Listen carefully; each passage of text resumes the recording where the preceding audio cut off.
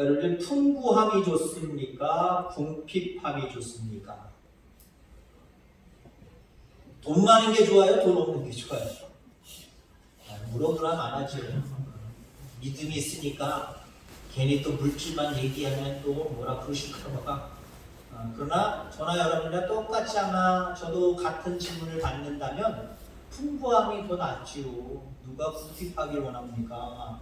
돈 많은 게 좋지요. 돈 없는 게 뭐 누가 좋겠습니까? 자, 그런데 인생을 살다 보면 여러분들 풍부함만 있습니까? 궁핍함은 없습니까? 아니면 궁핍함만 있습니까? 풍부함은 전혀 없나요?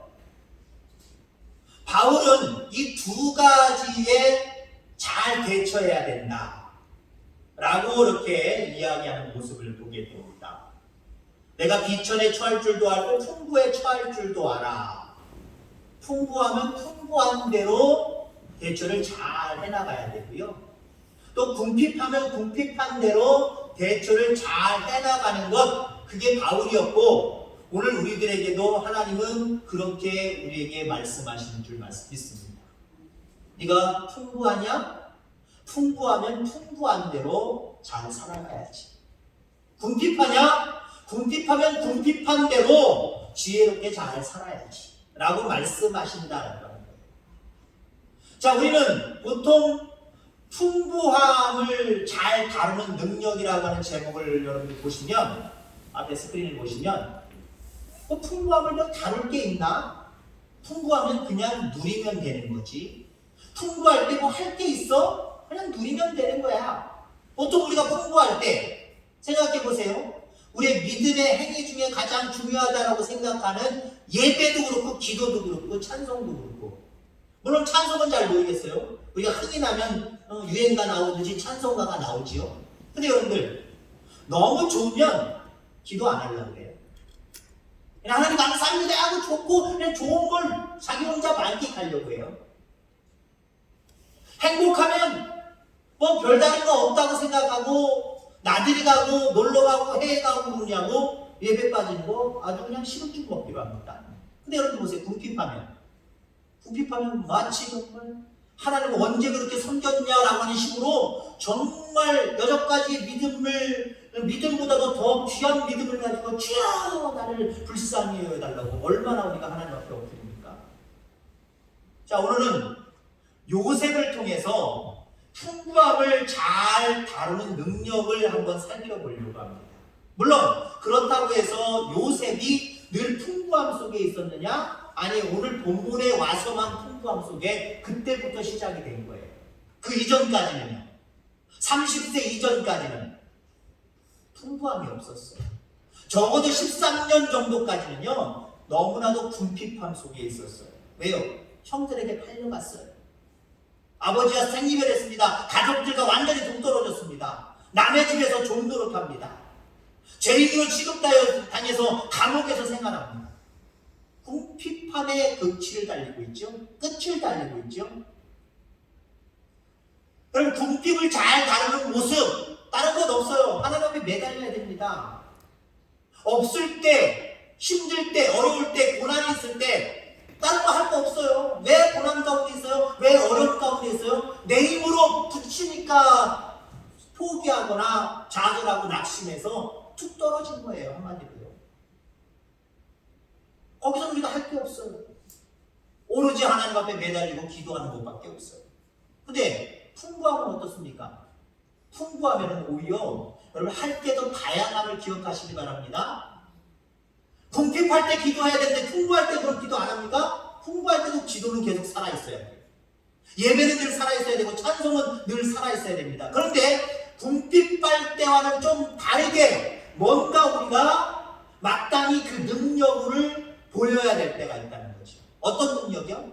오늘 요셉에게서 이것을 우리가 배워보고자 한다는 거예요. 요셉을 통해서 풍부를 잘 다루는 방법에 대해서 이야기를 하려고 한다는 겁니다. 사실 요셉의 능력은 어디서 왔습니까?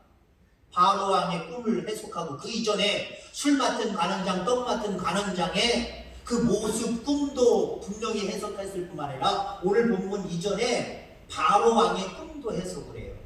그 꿈에 대해서도 말할 뿐만 아니라 그 꿈에 대해서 어떻게 된 꿈인다, 앞으로 어떤 일들이 일어날 것이라고 하는 해석도 할 뿐만 아니라 앞으로 대책까지도 요셉이 이야기를 합니다.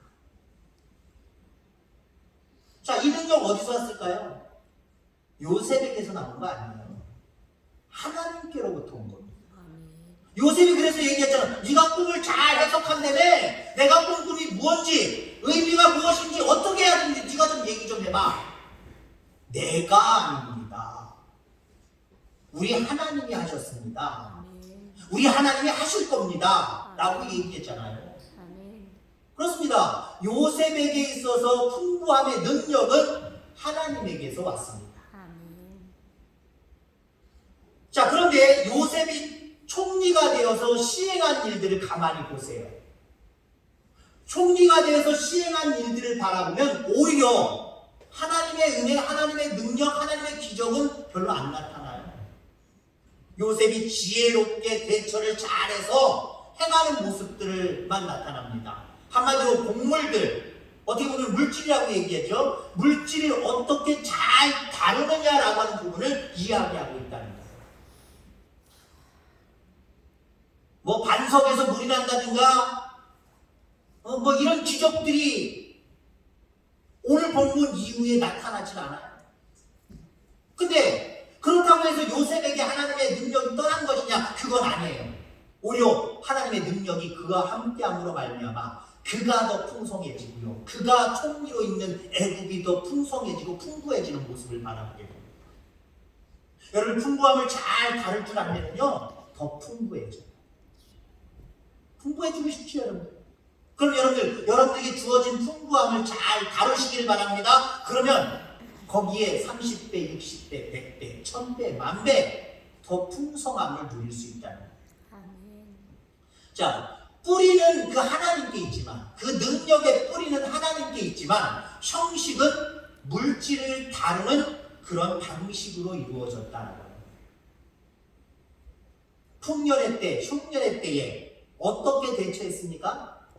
하나님 풍년이 들었습니다. 마음대로 쓰겠습니다. 좋다. 요셉이 그렇게 살아갔어요? 애굽이 그렇게 정책을 세웠습니까? 그거 아니잖아요. 흉년이 들었어요. 흉년 들었습니다. 큰일 났습니다. 하나님 도와주세요. 오병이어의 기적을 베푸신 하나님, 그 능력까지 베푸신 하나님, 그 능력을 우리에게 베풀어 주옵소서.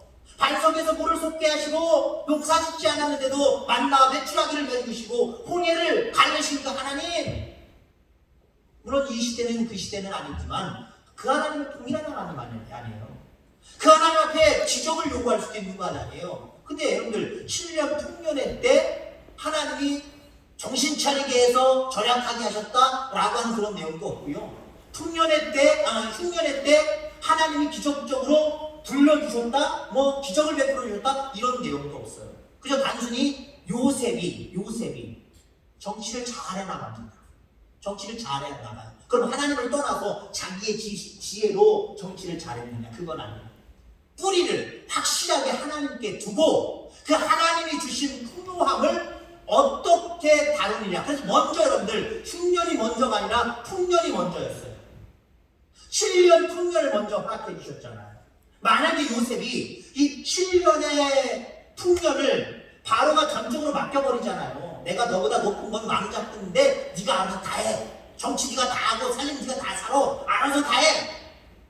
그럼 7년 풍년의 때에 그가 그 풍년을 잘 다루지 않았다고 한다면 7년 흉년이 왔을 때 어떻게 됐을까요? 망했을 겁니다. 많은 사람들이 죽어나갔을 겁니다. 이스라엘 민족들조차도 정말 사는 것 자체가 힘들어졌을 겁니다. 더군다나 더 힘들어졌겠죠. 왜? 애굽 사람들이 우선이고 들어와서 살고 있는 이스라엘 백성들은 사실 뒷전이잖아요. 곡식이 있으면 자기 민족 사람들 먼저 먹이지, 민족에게 먼저 팔지, 이방에서 들어온 사람들에게 팔겠습니까? 그러면 이스라엘 민족 자체에게도 이게 정말 생사가 걸리는 문제예요. 근데 요셉은 7년 풍년의 때를 정말 잘 다루었어요. 잘 다루었어요. 풍년의 때에, 풍년이 들면 어때요? 가격이 하락하는 거예요. 가격이 하락하는데 요셉이 어떻게 합니까? 하락을 하면 많은 사람들이 안 상하고 집안에서 썩는 거잖아요. 근데 요셉이 좋은 창고, 저장 몇 년을 해도 괜찮을 창고를 지혜롭게 잘 만들어 놓고 백성들에게, 많은 사람들에게 곡식을 너무 떨어진 가격도 아니고, 그렇다고 해서 풍년이니까 옛날같이 똑같이는 받을 수 없겠죠. 적정선, 어느 정도 그 선에서 농민들이, 국민들이 좋아할 정도로, 흥겨할 정도로 사주는 거예요. 사주는 거예요. 나라에 차고 넘쳐요. 차고 넘치는데도 사주는 거예요. 그런 정책을 펼습니다. 그리고 여러분들 7년 풍년이 들었어요. 죽게 됐습니다.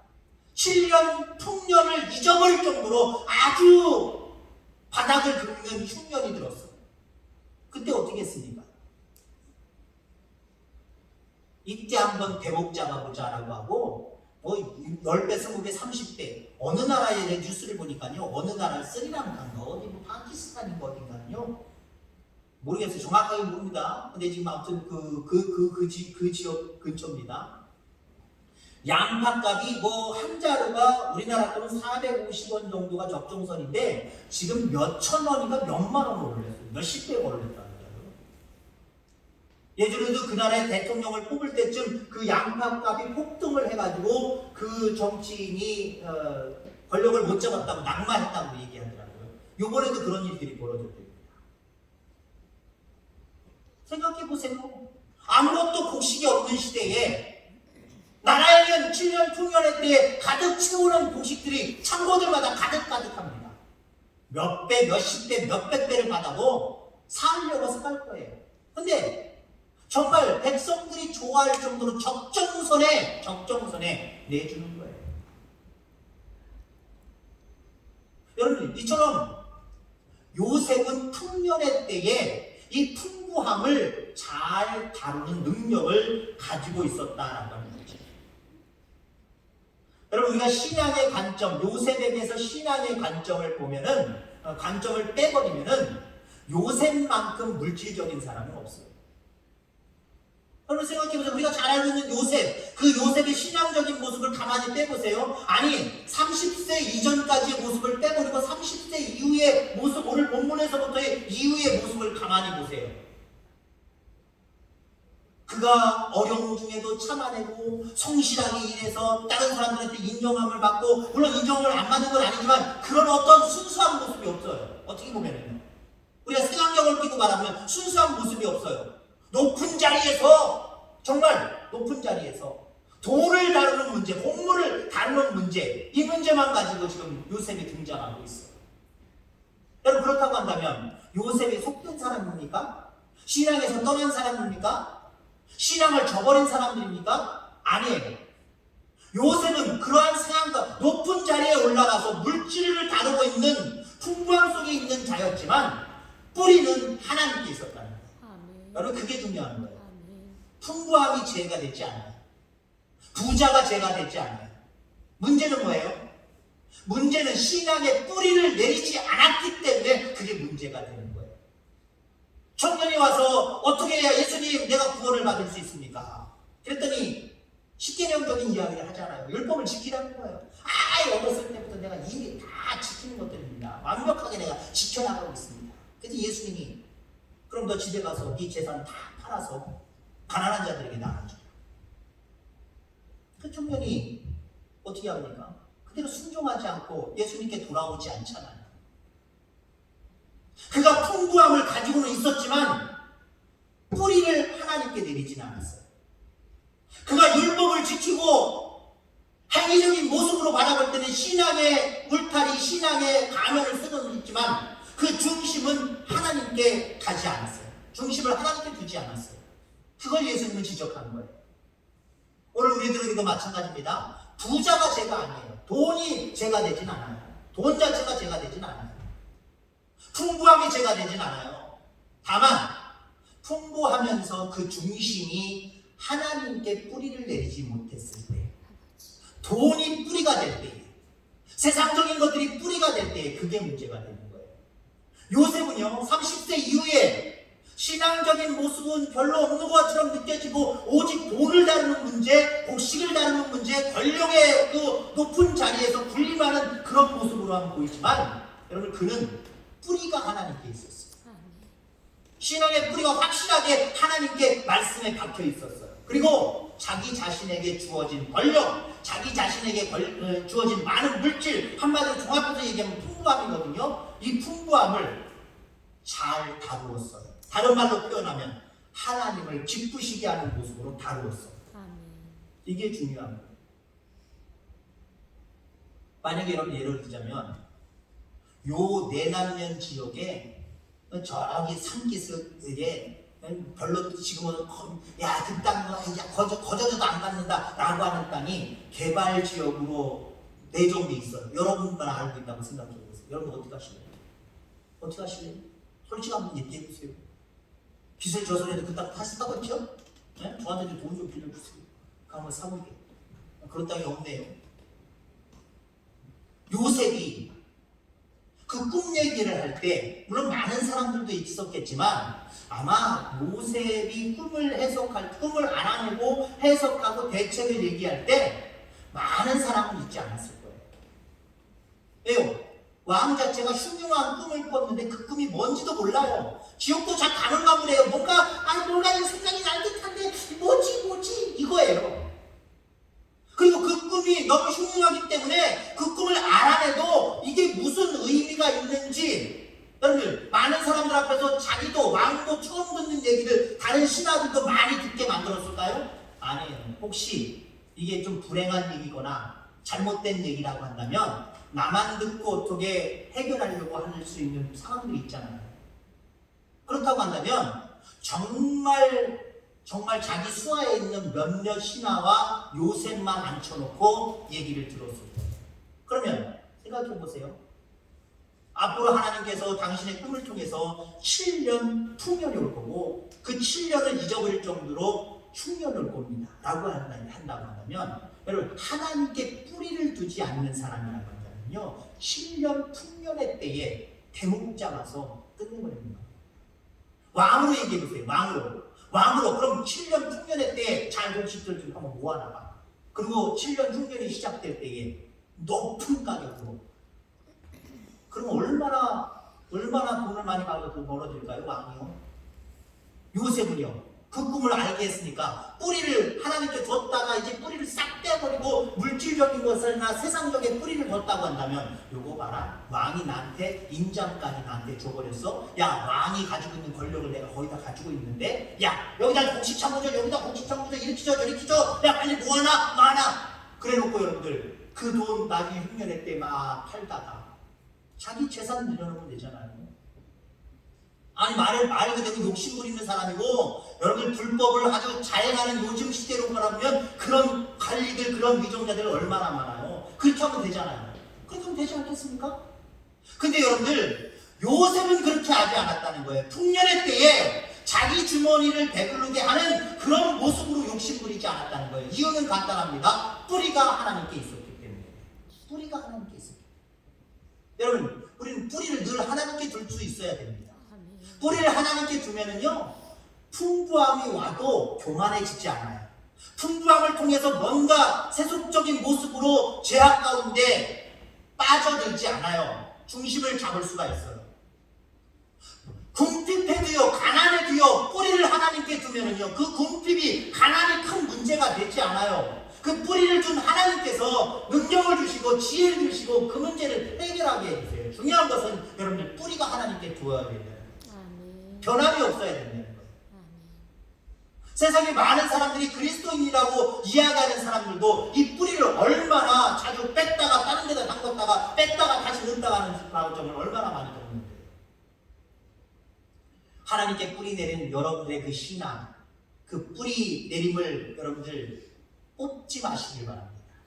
다른 것에 꽂지 마시길 바랍니다. 늘 하나님께 말씀에 뿌리를 내리고 하나님이 주신 것들을 잘 기억하시기를 주의 이름으로 축원합니다. 자 그렇다고 한다면 7년 풍년 그것도 자기 혼자 자기 땅의 풍년이 아니라 나라를 다스리는 위치 속에서 나라 전체의 풍년입니다. 얼마나 풍부해졌을까요? 그러니까 우리가 생각할 때 에이, 요셉처럼 그렇게까지 내가 풍부해 본 적은 없습니다. 그렇게 풍부해니까 그 사람이 그렇게 한 거지요. 그러면 우리는 풍부함을 잘 다루는 능력? 풍부해졌어야 뭘 잘 다루든지 말든지 하죠. 우리 요셉처럼 그렇게 풍부해진 적이 없었어요 라고 생각하시는 분들이 있어요. 여러분, 그런 분들을 위해서 여러분들 받은 복을 헤아려 보시기 바랍니다. 받은 복을 헤아려 보시기 바랍니다. 그러면요, 바울이 예를 들어서 가말리엘 수하에서 정말 엄청난 교육을 받은 수재입니다. 로마 시민권을 가진 사람입니다. 강원도 좋습니다. 그런 사람이 예수님 쫓는 것, 예수님께 뿌리를 내리는 것 딱 잘라버리고 자기의 출신 성분이나 자기의 어떤 위치만 이용했다고 한다면 더 세상적인 풍부함 속에 살아갈 수 있는 사람이에요.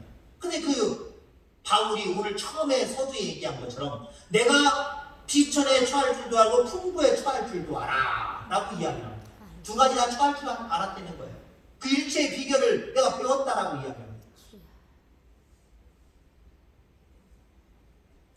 그 사람이 여러분들 저번에도 얘기했지만 항상 기뻐하라고 얘기를 해요. 감옥에 있으면서도요. 이게 중요한 거예요. 감옥에 있는 사람이 기뻐하래요. 근데 이게 어떻게 가능하죠? 감옥에 있어도요. 하나님이 주신 은혜를 헤아려 보니까요. 나는 풍부한 사람이 되는 거예요. 그러니까 그 궁핍에 처해 있어도, 감옥 속에 갇혀 있어도 괴로울 게 없는 거예요. 궁핍함 가운데 있어도 내가 진흙이 죽거나 아니면 내가 엎그러질 이유가 하나도 없는 거예요. 왜? 하나님의 은혜를 생각해 보니까 나는 참 풍부한 사람이네. 여러분, 구원의 은혜만 하나 생각해 보세요. 다른 거 다 그걸 생각할수록 더 좋습니다만은 생각 다 접어두고 구원의 은혜만 생각해 보세요. 내가 영원히 죽을 수밖에 없는 죄인인데 하나님이 나를 죄를 용서해 주시고 하나님의 자녀 삼아 주시고 천국 백성 삼아 주셨어요. 이것만 생각하면 얼마나 우리가 부자예요. 우리가 얼마나 풍부해요. 얼마나 우리가 많은 것들을 소유했어요. 얼마나 귀중한 것을 소유했어요. 그러면 조금 더 돈이 없고 조금 더 아프고 조금 더 뭐가 없는 거 이거 불행 아니에요. 이거 내가 정말 궁핍에 처했구나. 아이고 내 팔자나. 그리고 얼굴 찡그릴 필요가 없어요. 여러분, 얼굴 찡그리며 살아가는 사람들의 특징은 뭐예요? 내 형편만 바라봐요. 뿌리를 하나님께 내리고 하나님이 주신 것을 헤아리고 주실 것을 헤아릴 때는 얼굴 찡그러지지 않아요. 지금 형편이 어렵더라 해도 찡그러지지 않아요. 근데 지금 얼굴이 찡그려져 있는 사람들은요. 하나님의 은혜를 헤아려 보지 않는 사람들. 헤아려 봐도 자기 기준으로 헤아려 보고 그렇지 못한 건 누가 더 많이 가졌네, 나는 없네, 이렇게 헤아리는 사람이에요. 자기 중심적으로 헤아리는 사람이에요. 거기서 만족함이 없으니 혹시 그 만족함이 없다라고 생각하는 사람보다 더 궁핍한 사람이 있을지언정 그 사람들 바라보지 않아요. 그리고 자기는 불행하다라고 이야기해요. 여러분, 받은 복을 헤아려 보면 여러분들도 풍부합니다. 그럼 받은 복을 헤아려보고 내가 풍부하다라고 느끼는 사람들은요, 어떤 모습 속에 부딪히냐면 이 풍부함을 나 혼자 써야 돼? 하나님은 나눠 쓰기를 원하십니다. 요셉의 풍년의 7년, 흉년의 7년의 삶을 가만히 보면요, 그냥 돈 갖고 장난하는 게 아니에요. 한마디로 많은 사람들에게 나누어주는 정책을 하는 거예요, 이게요. 왜 걷어들여요? 자기가 혼자 주머니 불리려고 걷어들이는 게 아니에요. 나머지 흉년 7년의 때에 그들에게 베풀려고, 그들에게 주려고 준비하는 거예요. 자기 자신을 위해서 준비하는 게 아니라요, 많은 영혼들을 위해서 준비하는 거예요. 그리고 7년 흉년의 때 헐값은 아니지만 적정선에 그냥 사람들이 없으니까 더 윗돈해서 가격 올려쳐서 팔아도 되는 것 아닙니까? 그럼에도 불구하고 적정선에 그냥 줘요. 나눠줘요. 아마 기록은 되어 있지 않지만 요셉이 바라볼 때 가난한 자들, 헐벗는 자들, 고아와 가부 이런 자들은 아마 집집을 야 가지다, 돈 내지 마. 아마 이런 것도 많았을 것 같아요. 그냥 제 집집입니다. 많았을 것 같아요. 이런 모습이 하나님이 기뻐하시는 모습이에요. 여러분 풍부할 때 오히려 내게 주신 은혜를 생각하고 그 풍부함을 하나님께 주님의 나라 의를 위해서 많은 사람들에게 나눌 수 있는 모습, 이게 풍부함을 잘 다루는 능력이 되는 거예요. 나 혼자 훔쳐 잡으려고 하면은요, 풍부함 속에 있으면서도 풍부한 줄 몰라요. 궁핍한 줄 알아요. 그래서 하나님 앞에 감사하지 않고요, 하나님 앞에 늘 찡그린 얼굴로 불평불만만 해요. 그런데 받은 은혜를 헤아려 볼 때 야 감사하다 라고 하는 사람들은요, 그걸 또 잘 다루는 지혜까지도, 뿌리가 하나님께 박혀 있다고 한다면 그 지혜까지도 생겨요. 이건 나 혼자 쓰라고 주신 것이 아니라 하나님이 하나님의 나라와 의를 위해서 더 많은 사람들과 더불어 사용하시라고 하나님이 이렇게 하시는구나. 이 재산 전 재산 팔아서 가난한 자들에게 주라, 예수님이 그 청년에게 왜 그렇게 얘기하셨을까요? 왜 그렇게 얘기하셨을까요? 네가 가지고 있는 게 중요한 게 아니라 그 가지고 있는 풍요함을 어떻게 다루느냐가 신앙이다, 이 얘기를 둘러서 얘기하시는 거예요. 여러분, 신앙은 주여 주여 믿습니다 믿습니다 이게 신앙 아니에요. 이렇게 겉으로 보이는 이런 신앙 아니에요. 우리에게 주신 풍부함을 헤아려 보면서 그 풍부함을 가지고 하나님을 기쁘시게 하는 모습으로 행하면서 살아가는 거, 이게 진짜 신앙이에요. 이게 진짜 신앙이에요. 율법을 내가 다 외웠습니다. 나 율법대로 살고 있습니다. 율법에 조금 더 어김없이 내가 지키고 있습니다. 이게 신앙이 아니라고 얘기하고, 물론 이게 전적으로 신앙이 다 아니다라고 하는 거 아니에요. 이것까지 포함이 돼요. 근데 그것만이 신앙이 아니다고 예수님은 말씀하시는 거, 그것 말고 네가 가지고 있는 풍부함을 가지고 네가 어떻게 다루고 있냐. 예수님이 요셉을 빌려서 얘기했다고 한다면, 그 당시에 요셉을 빌려서 얘기했다면, 요셉이 풍부할 때 어떻게 그 풍부함을 다루니 너도 그렇게 다뤄야 하나님의 자녀다. 아마 이 청년에게 그렇게 얘기했을 거예요. 여러분, 그렇습니다. 받은 복을 한번 헤아려 보시기 바랍니다. 믿음의 뿌리를 하나님께 두고 그 하나님이 내게 베풀어 주신 것들을 한번 헤아려 보세요. 여러분들 그러면 나는 풍부하구나 라고 하는 걸 느끼실 거예요. 그럼 그 풍부함을 가지고 어떻게 살아가느냐, 그게 여러분들 능력이 되는 거예요. 그게 신앙이 되는 거예요. 하나님을 기쁘시게 하는 모습으로 여러분의 풍부함을 잘 다루어갈 줄 아는 저와 여러분들 다 되기를 주의 이름으로 축원합니다. 하나님 아버지 감사합니다. 오늘 요셉